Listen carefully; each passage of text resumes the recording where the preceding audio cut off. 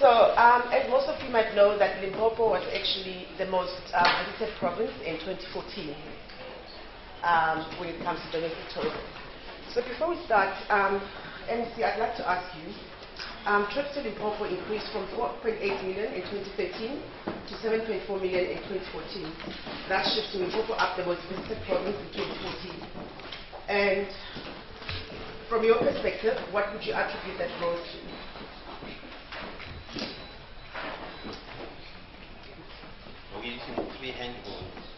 No, this is just for the journalists. Yeah, but you know what, help us to move the mic so that we can get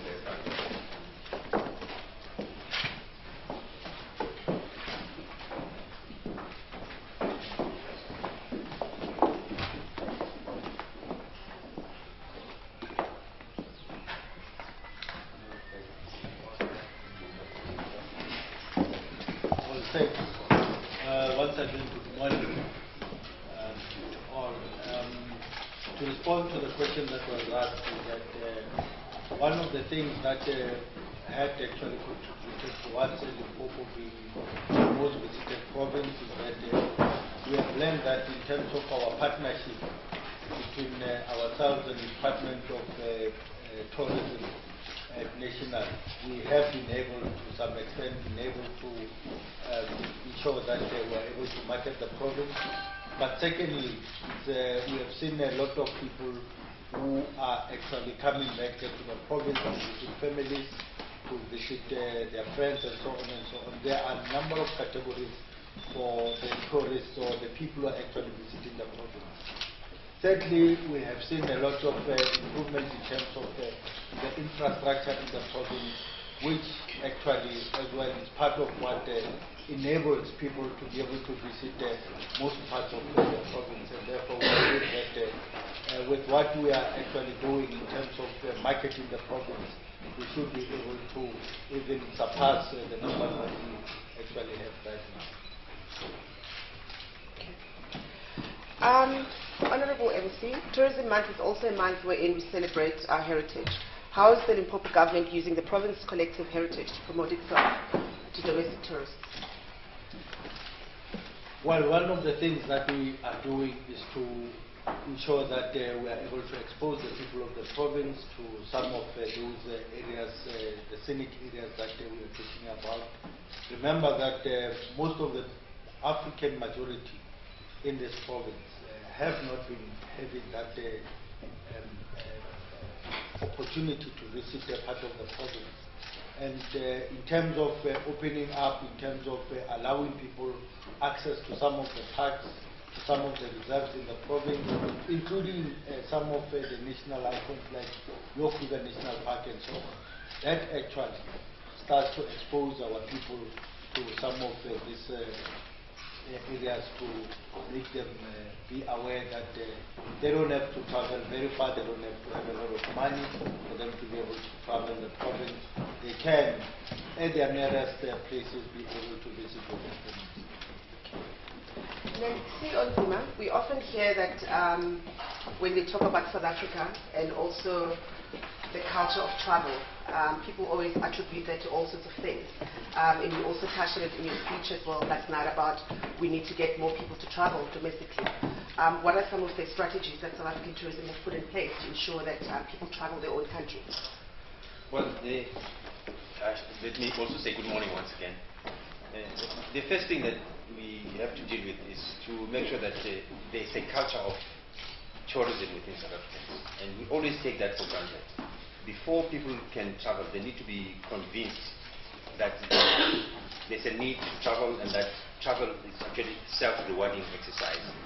And that, secondly, you need to demonstrate to people the value of travel itself. Apart from forming new relationships and discovering new experiences, it is really something that's rewarding. You work very hard, all of you. And at some stage you need to reward yourself with a good, well-deserved trip, including taking a spa treatment when you are in places like this. Then there is also the component of saying to people, let's deal with the myth of travel being expensive and unaffordable. The way we do it is to make sure that we can partner with key stakeholders in the industry who are going to help us to put together packages. When you buy something in the form of a package, the consolidation of price there makes it easier for you. You make one payment and it's easy for you to live with it. You don't see the various components of it. And that way we can make travel affordable and easily accessible. We don't have to go to various suppliers to put together a package for yourselves, but you can always get it that way. So these are the very important things that when you talk about domestic tourism, you need to make sure you inculcate the culture of tourism. The mindset must be right. You also have to deal with affordability, lower the myth that people always use as an excuse. Also deal with the fact that when you talk about tourism, it doesn't mean you must get into an aeroplane or go to a place far away from home. When you talk about short left, MEC is correct that you don't have to go very far. Even those of you who perhaps live in Polokwane, you will have seen the distance between Polokwane and coming to where we are now, another tourist attraction. You only have to go through a few toll gates with no need for visas or unabridged birth certificates if you like. So you can get here very quickly, and it's not expensive. And I always challenge people to say, if you really think it's expensive, let's look around and see the designer jeans that we are all wearing and see how much it costs, and look at the cell phones that we are carrying. But that's a temporary reprieve. You're back into the treadmill, you're tired, and so on and so on. So these are the things that we need to do on the domestic tourism side.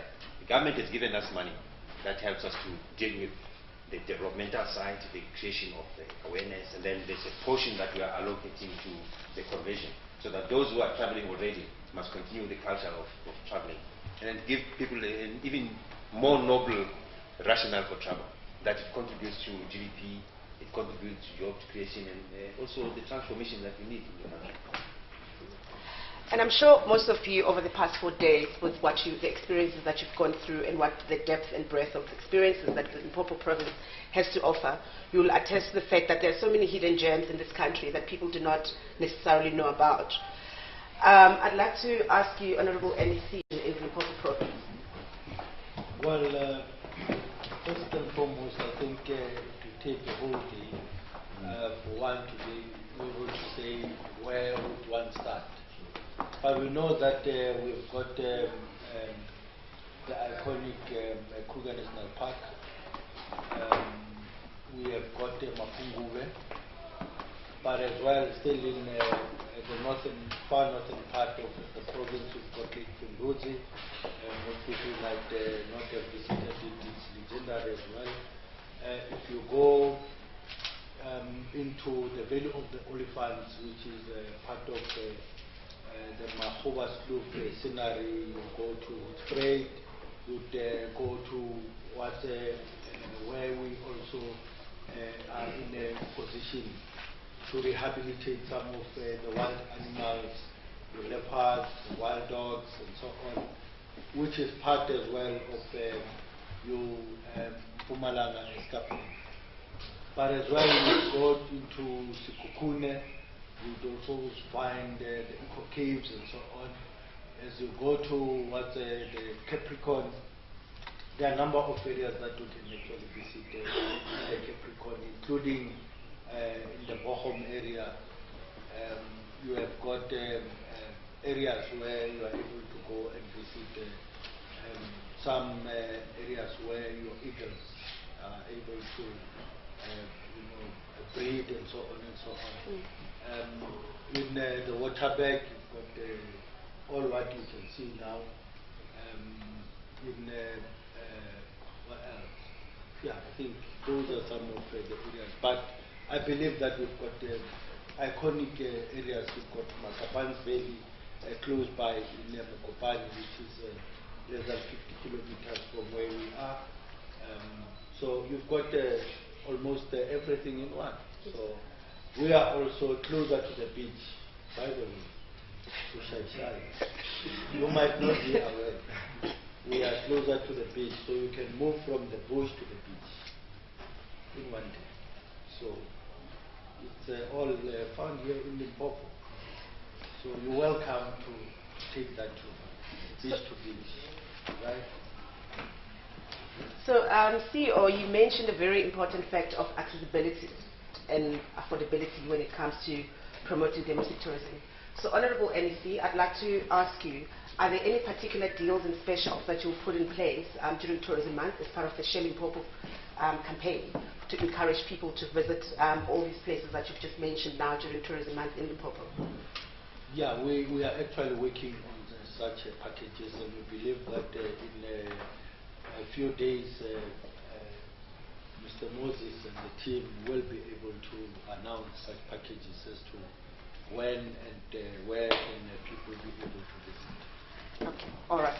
So where can we find that information? I'm sure it will be available on your website. Yes. All right, okay. Moses, are you sure? Getting foreign tourists from across the border and addressing the issue of unapproved certificates. Well, that is, we all know that there is an interministerial team that is actually dealing with it. But it's very clear that it's going to affect all of us. As South Africans, people are going to be benefiting from tourism, but as well people who would want to have certain services in the country, particularly our neighboring countries. So we believe that with the team that is going to be looking at that, we should be able to find a solution towards that, which will then be able to continue to enable people to come to South Africa and to come to our shores as well. So it does have an effect in terms of perhaps it will be temporary, but it should be able to find we should be able to find a solution towards that the challenge. You're right that we do have some challenges in terms of infrastructure, but knowing that the province actually had some issues in the previous years, issues that we are trying to deal with, particularly in terms of the backlog that we have in the maintenance of our infrastructure and so on, particularly in terms of road infrastructure, which we are doing at the moment, focusing on it to ensure that we are able to deliver. We've established an infrastructure hub in the province, which will as well be able to attract necessary skill, but as well to be able to strengthen the capacity that government has to deliver the infrastructure.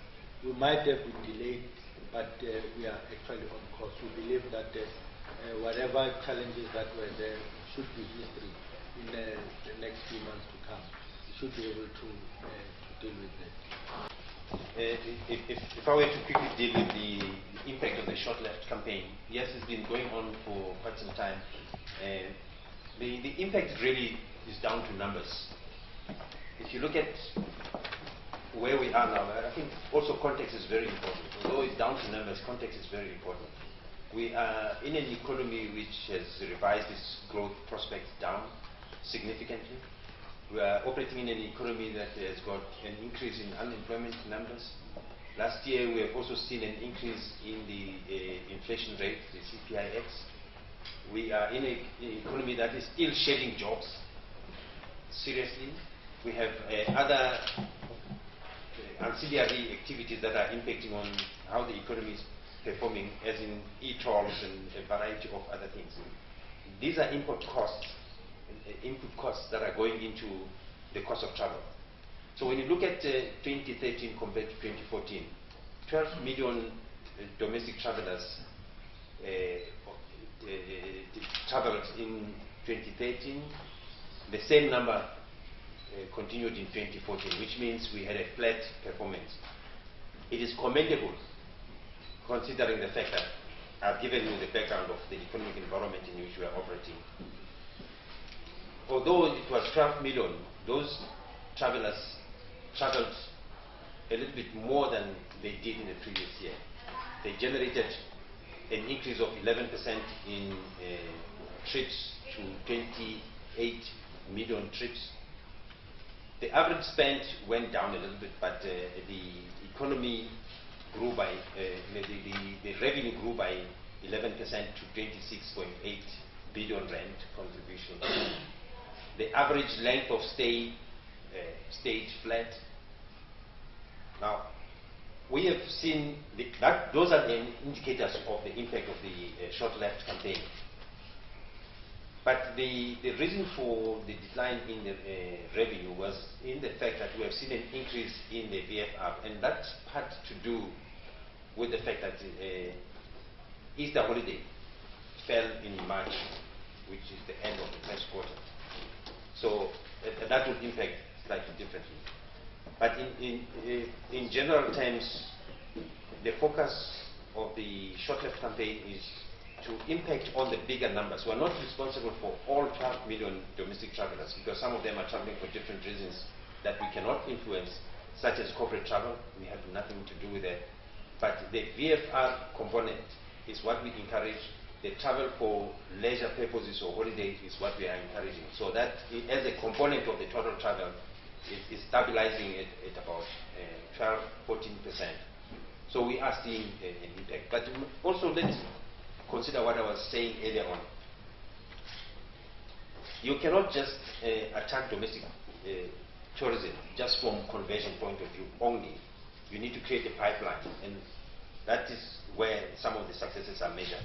In the next 2–3 years, we are going to now begin to see traction in terms of the growth of domestic tourism as a result of the activities that we are embarking on now. So we are creating a pipeline that's going to feed into the conversion of the numbers that we need for the domestic tourism.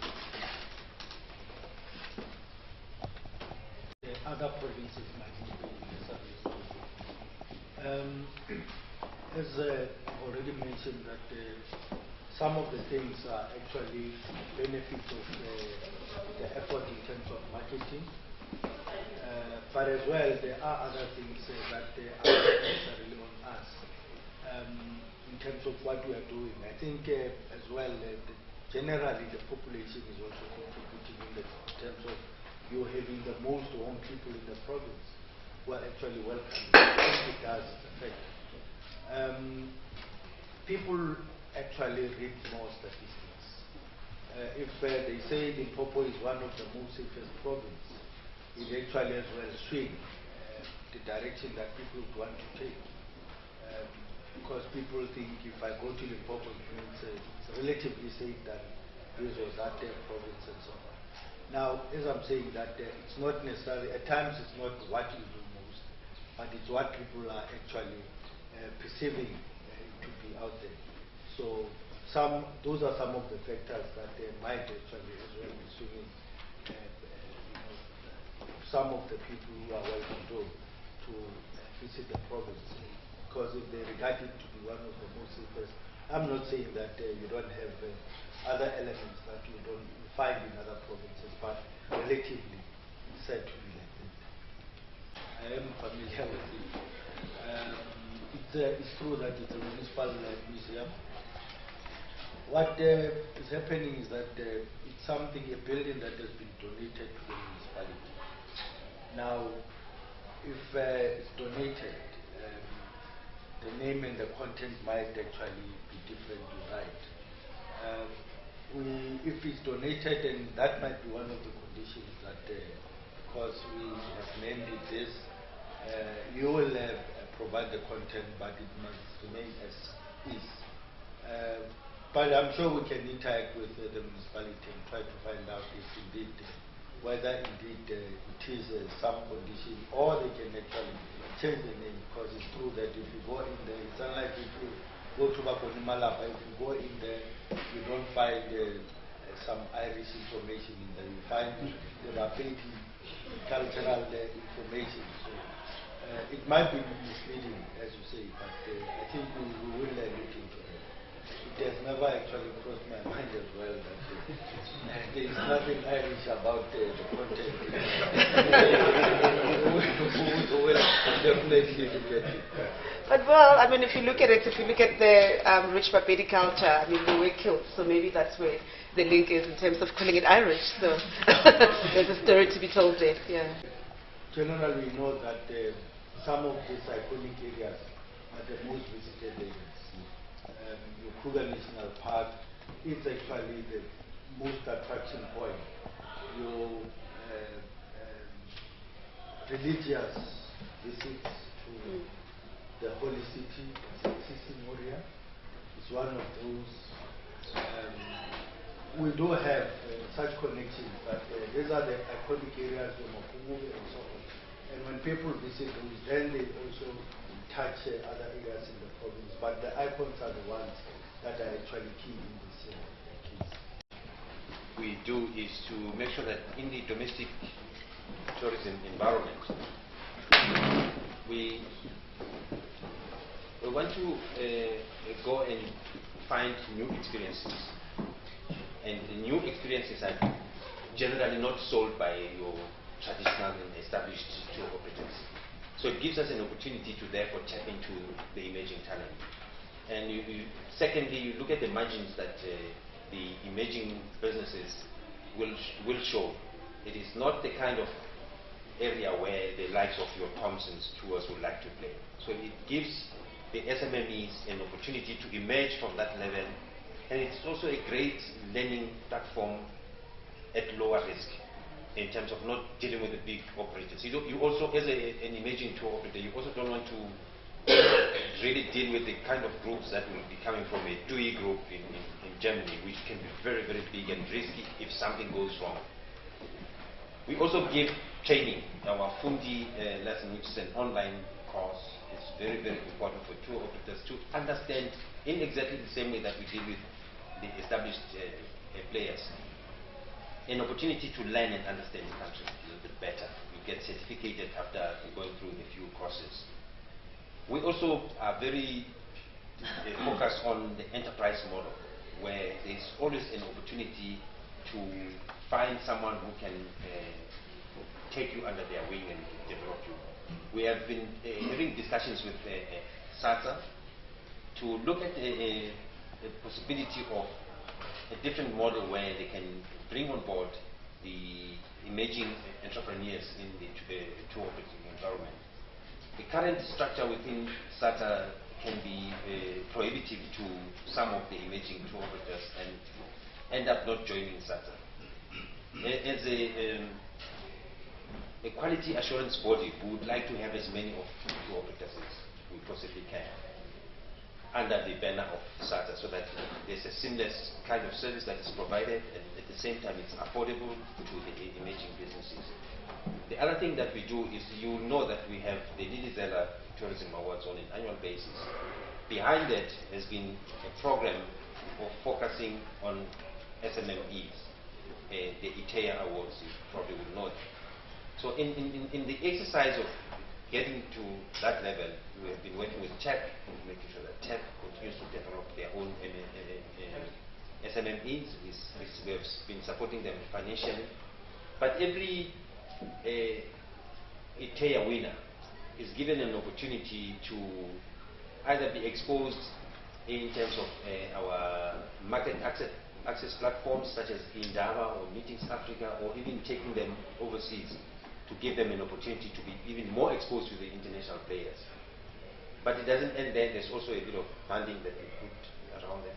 The biggest thing that happens is that a winner of ITEA, as you would have seen several of them every year that comes out, they are given an opportunity to continue to work with South African tourism. When we have events such as this one, a lot of SMMEs are given an opportunity to package and put together these tours. We have a lot of educationals that we bring into the country, whether it be media or trade partners. It is at that kind of at that level that we create further opportunities for people to continue to get an opportunity. It won't help that you have been an ITEA winner and you disappear there.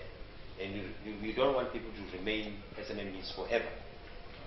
The only way you can grow is if we give you business opportunities. And at South African Tourism, we've done a lot of them. And let me give you two examples.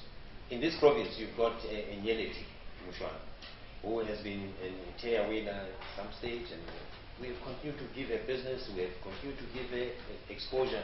I'm not too sure at what stage Nyeleti want to shed off the tag of being an SMME. But at some stage she must grow up as well. Yeah, we Thanks. We are actually, part of it is what they is talking about in terms of partnering with the National Department of Tourism to ensure that we are able to support and assist some of these SMMEs. He spoke, I think Mr. Nzima only spoke of one person, but we've got several people who have actually won national awards from the province. Even the previous year it was a person from the province, because we continue to provide that support as well.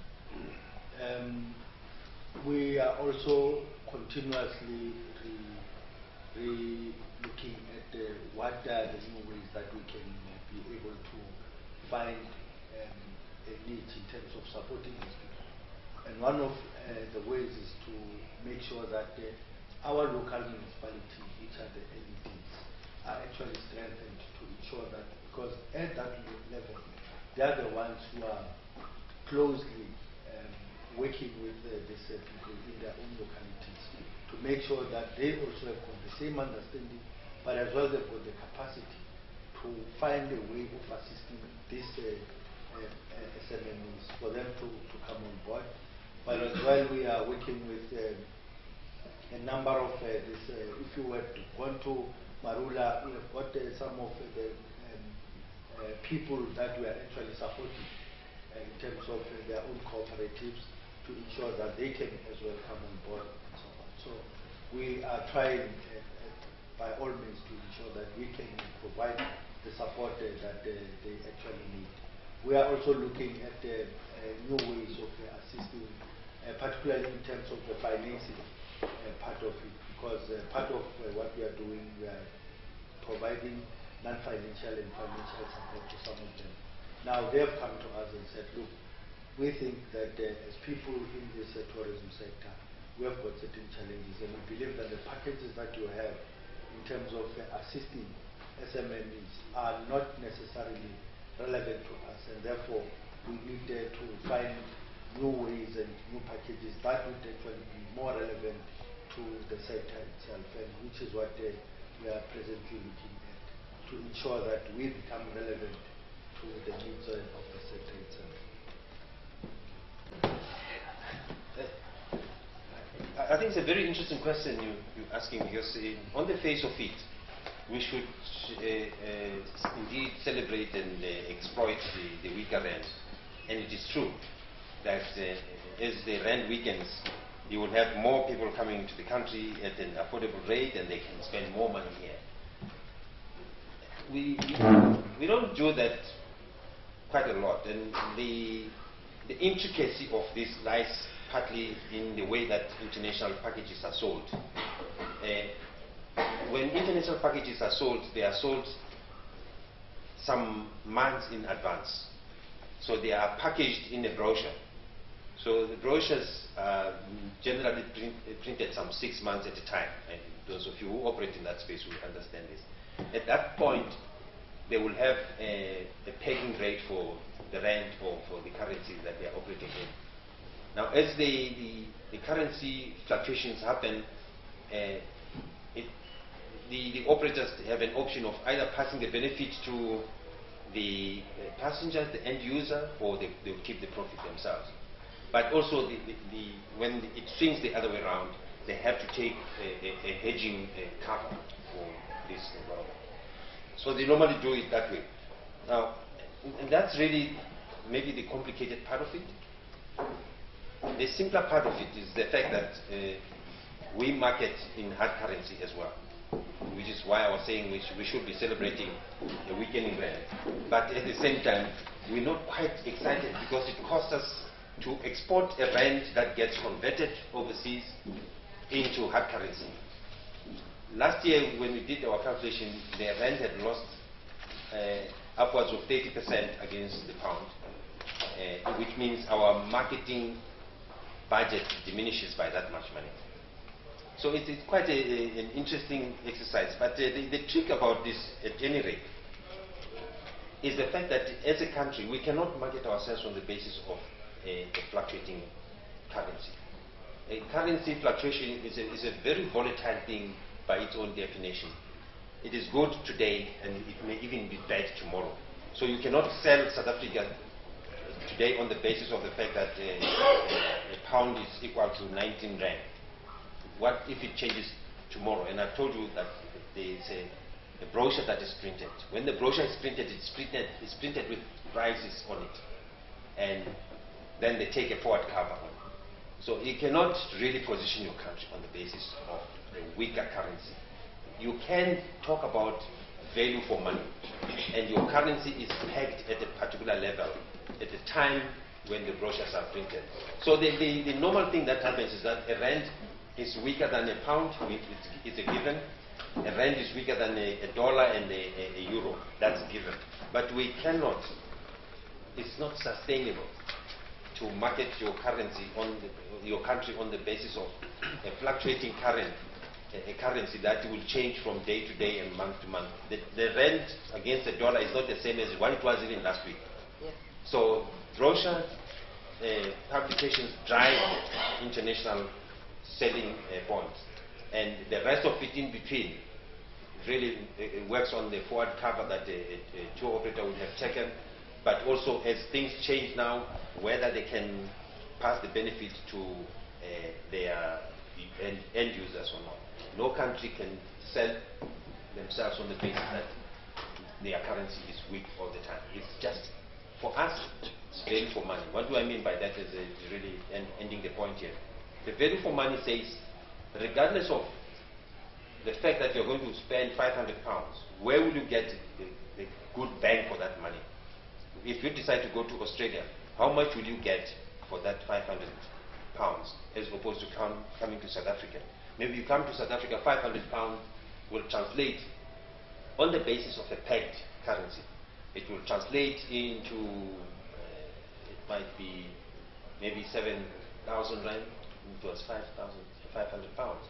It may be as big as maybe 9,000 rand.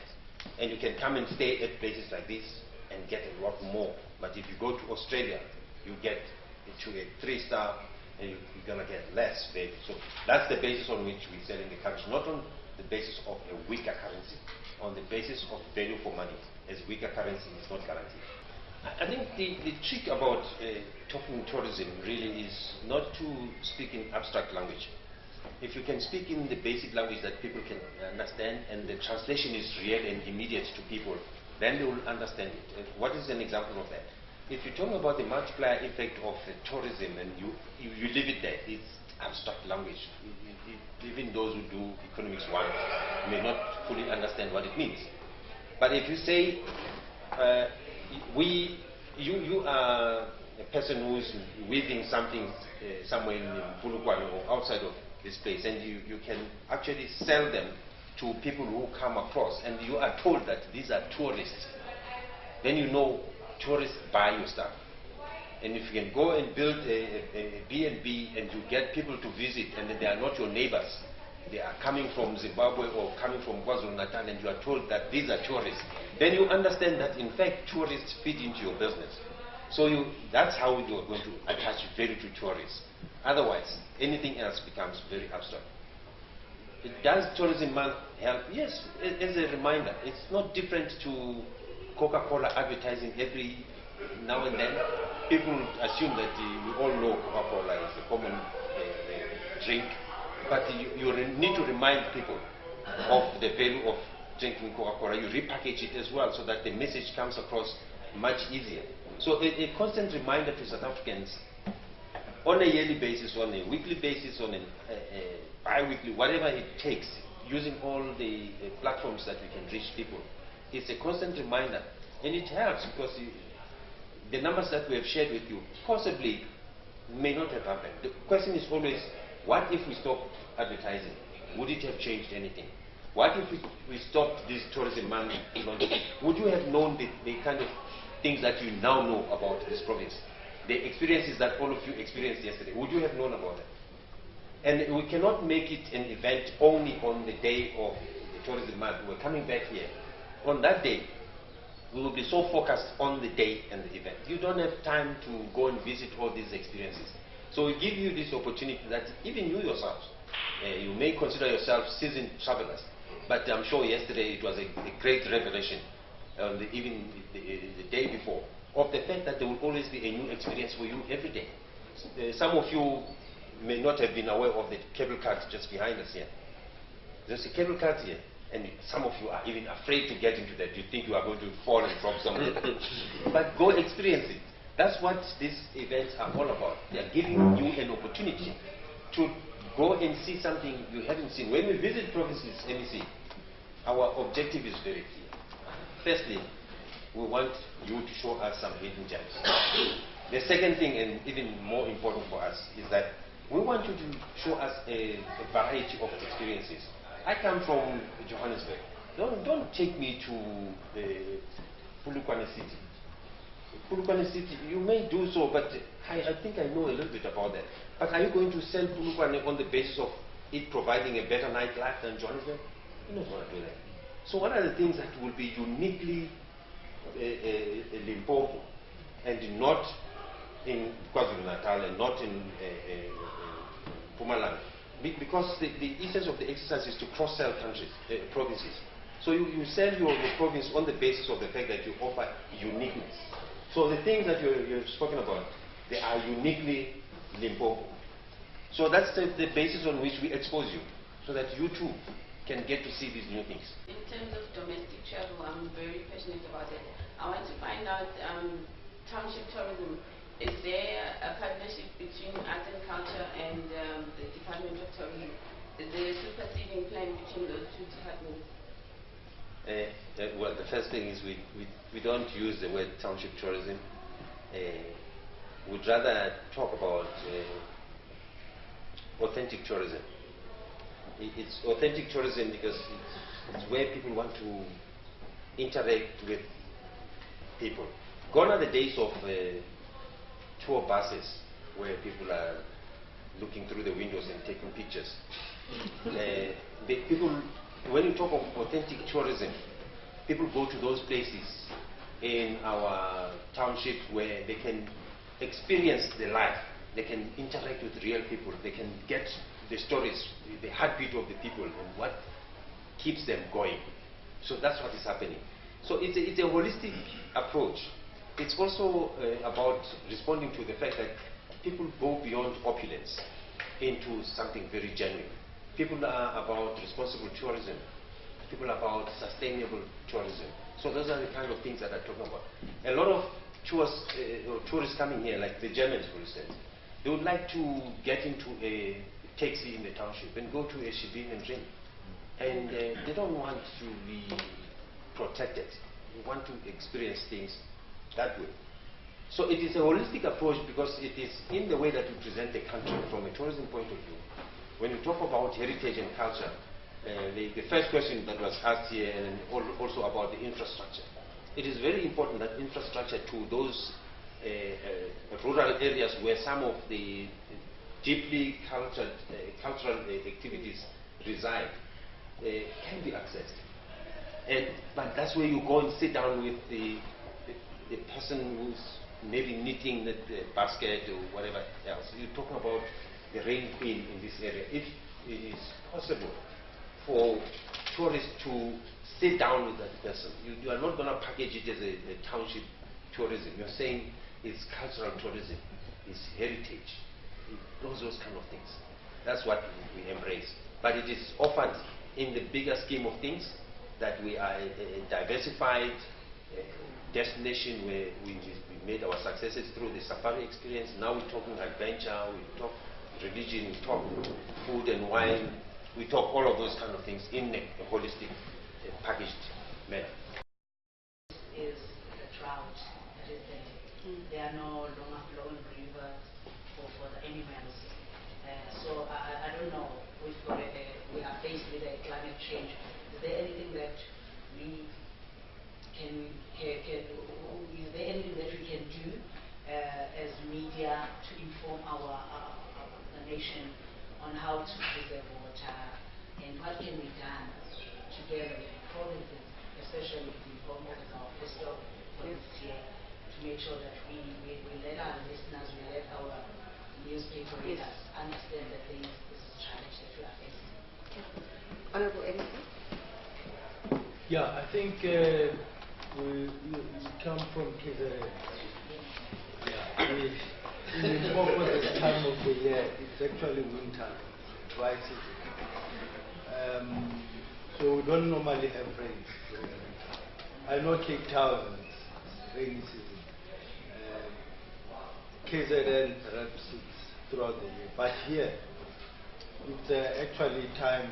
It's actually also good time for you to go to the Kruger Park, because then when you've got these areas where animals drink, you are then able to follow them there. When it's rainfall season, they get to eat everywhere. There is plenty to eat, and you don't see anything. Everything is green everywhere. There's water everywhere, so there is no need for them to go to a well for them to drink. So it's actually a better time for you to be able to visit, because then you know where to find them. You are then able to time it that in the afternoon, you know that they will get to that area. But you're right that in terms of climate change, we need to continue to educate our communities. But in this context, it's just that it's that time of the year when we don't really have enough rain. But we do like it when we visit the park, because then it's more visible, you don't have large green forests and so on.